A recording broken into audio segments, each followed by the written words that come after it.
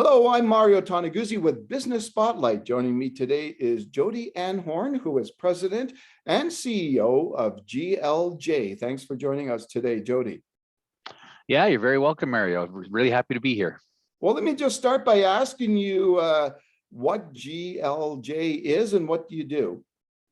Sure. Yeah, great question. We are a global energy consultant. So our roots really are in the upstream oil and gas energy, working with client support. And our clients kind of run the gamut from small oil and gas companies up to large international major oil and gas companies.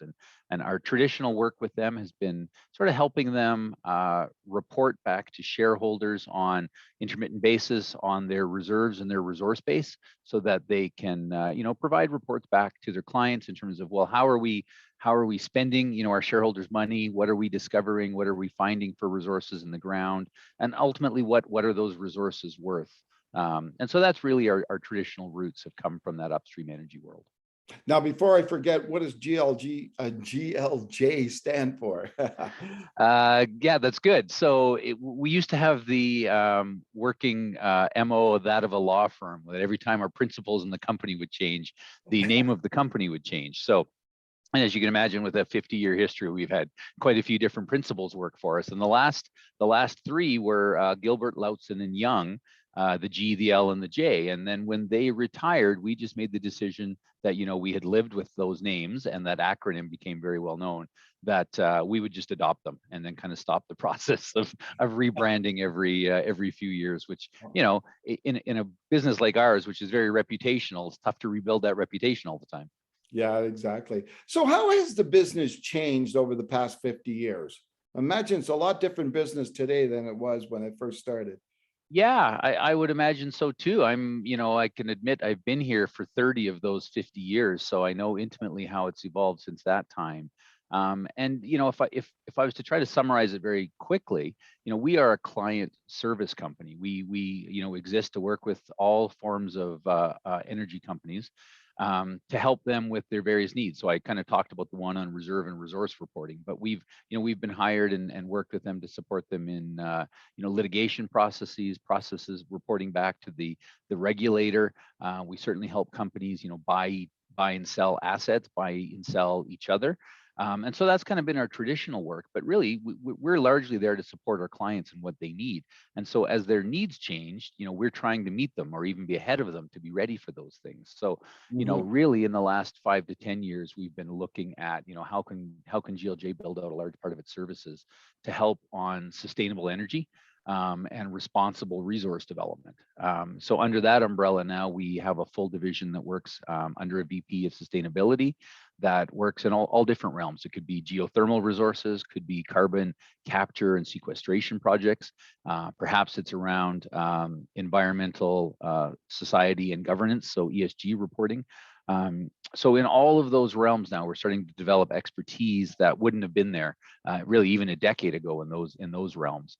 But as I go back earlier on, the energy industry evolved a lot from traditional conventional assets into really, for a large part in Alberta, it was heavy oil assets and oil sands mining assets. And it was incumbent on us to build out strong technical teams that could work across the table from our clients, and be intelligent and work with them in those spaces and provide value to them in those. And that largely drove us through in the 90s and into the 2000s.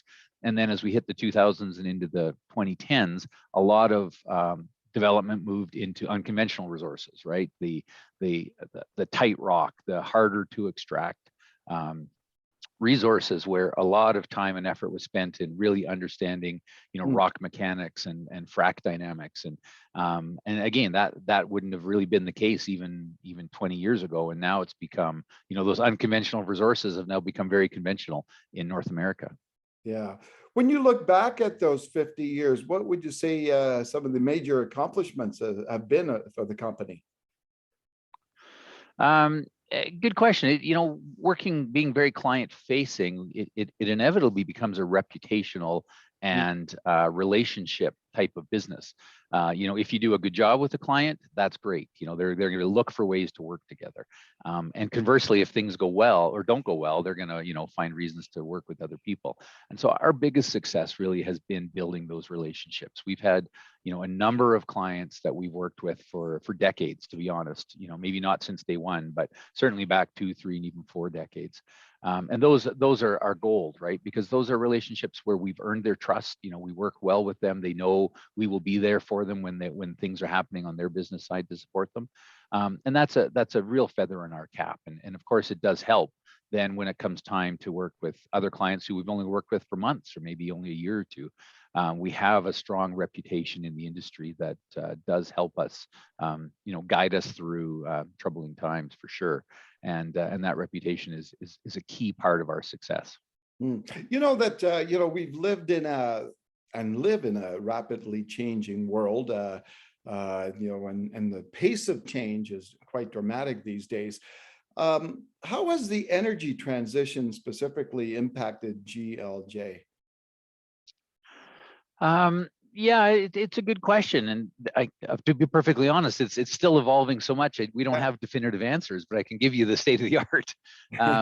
Again, a lot of it is kind of going to where the puck's going a little bit, right? I think the Canadian energy industry in particular has been, they are really fantastic stewards of the resources here in Canada, and they get a little vilified at times, and some of it's just because maybe we're not as vocal about what's being done. But the energy development that happens here is very responsible. I mean, it's very transparent. Obviously, things like human rights and equitable hiring and things like that are kind of taken for granted in Canada, to be honest with you, and that's not the case everywhere else.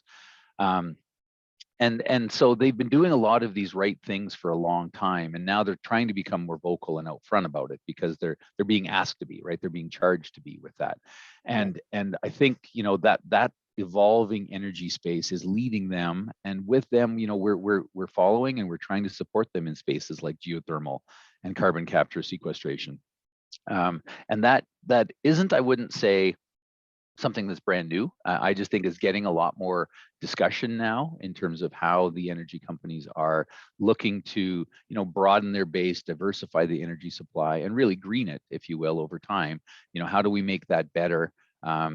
Because the way I like to think about it is in Canada, we have, all of these check boxes are bright green for us. Things are so good on transparency and rule of law and human rights.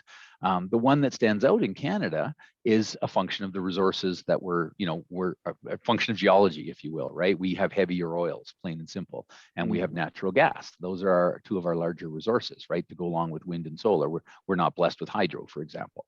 And so, if the Canadian companies can become, net zero, which is obviously a big buzzword in the industry, but truthfully, if we can get there or even very close to it, that really eliminates the kind of the red X that the Canadian resources have had around them, which is that they're fairly carbon intensive. So if we can decarbonize that over the next, 20, 30, 40 years, it took a long time to get us here. I think it's fair to say it'll take a long time to decarbonize as well too. But then, Canada quickly rises to an energy supplier of choice worldwide for all the other reasons to do with human development side that we're so strong with. And so really GLJ, we're trying to meet them there. So we're helping on the geothermal projects, lots of these other projects that help energy companies diversify their entire portfolio and help them showcase what strong stewards they are of the resources that they work in. Now, you mentioned carbon capture. I'm just wondering if you can talk a little bit about that and why the company is focusing in this area. Yeah, sure. It's a good question. I think it's the answer to me is probably twofold right off the top.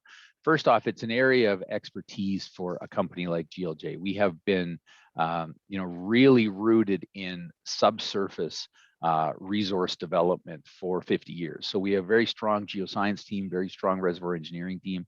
And sequestration is just an extension of that, right? We've gone from extracting a resource from those subsurface reservoirs into injecting fluids into those subsurface reservoirs. And for a large part, it's really just returning the CO2 to where it came from, to be perfectly honest, right? There's a lot of carbon, obviously, in hydrocarbons. And as we use them, it creates CO2. So if we can capture them and put them back where they came from and do it in a responsible, permanent manner so that they're sequestered, that's a huge win for society, right? It buys us a lot of time to figure out, long-term requirements of how we decarbonize overall. Because I think most people see, a future for things like electric fuels, more, perhaps more nuclear. Down the road, certainly more wind and solar. They're all going to become important parts of that mix. But to help get us there, wouldn't it be great to be able to capture the CO2 that we're currently emitting and deal with it in a responsible manner in a permanent case? So GLJ fits right in there, right? That those are the sorts of skill sets that we've been using for years and years. And actually, we've been looking at CO2 injection projects going back to the early 90s here in Canada. They've happened in the US and elsewhere a little bit longer, but we've been evaluating those projects for going on 30 years now. So they originally were more geared towards utilizing that CO2. That's the U in the CCUS, along the lines of like carbon dioxide floods to help oil fields produce more oil. And so that's still an area that makes a lot of sense. But now a lot of them aren't being used for that case. It's just simple sequestration. But again, that is right up our fairway in terms of where the technical skill set is. So that's the first thing. And then the second thing is companies are being asked to decarbonize. And this to them is a fairly easy way for them to expand what they're doing. And so it's a growing area, plain and simple. It's a growing field. All right, super. As a company, how do you engage with the local business community? Well, we are Calgary based, clearly. So, this is really our lone office. We do have representation around the world in various countries where we have people on the street who help us with work. But really, everything we do is based out of Calgary. We are a Calgary company, born and bred for the last 50 years. And so we view it as our community, to be honest with you. So we try to take part in as many of these things as we can. Some are visible, some are fundraisers where we'll take part and raise funds for Calgary Health Trust or Rocky View Hospital or things like that. And then others aren't quite as visible. We'll just encourage our staff to volunteer time and efforts into a variety of different things. We've taken part in Habitat for Humanity and Mustard Seed and just a whole bunch of things like that where this is our community and we want it to be strong and vibrant. I would like to think that most of the staff that works here view ourselves a little bit as lucky and privileged, right? And it's nice to be able to give back and contribute to the city and contribute to the province in ways that you wouldn't in your day to day. Just to step back and think about those things and take part as a community more so. Yeah. Now, as you look into the next 50 years, Jodi, what does it look like for the company, for GLJ, the next 50 years?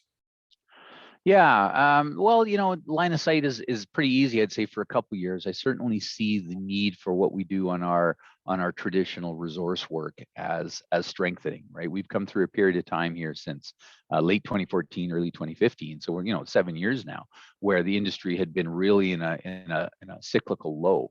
And now, commodity prices are cyclical, they're high again right now. So certainly companies are going to start to develop more resources, both here and internationally. And so, we certainly hope to grow with them as they do that and expand our footprint there. I think it has shown us as well too that companies like us, we need to broaden our base. We can't just rely on Western Canada. We do need to reach out and do more work internationally. We're very well respected for what we do here, working for roughly 50% of the companies that are on the Toronto Stock Exchange in this space. But outside of this realm, we're not particularly well known, right? So we're kind of taking the skill set that we've got and expanding it internationally is something I think that we really have line of sight on in the next 10 years. And then, like we talked about, these emerging energy fields really are an area that makes sense for a firm like us to just provide client services and help our clients solve their problems, but now in some new areas where we traditionally hadn't been active in. And so I do see that really growing for us over the next 10 years as well too. And they're early days on it. There'll be some areas for sure we can see successes coming, and there's probably some that we just haven't imagined yet that will likely happen too, as we delve into that relationship a little deeper. All right, super. Well, thanks very much, Jodi, for joining us today. No, you're really welcome. It's great questions and nice to take part with you. All right, super. That was Jodi Anhorn, who is president and CEO of GLJ, based in Calgary. I'm Mario Toneguzzi with Business Spotlight. Thanks for joining us today.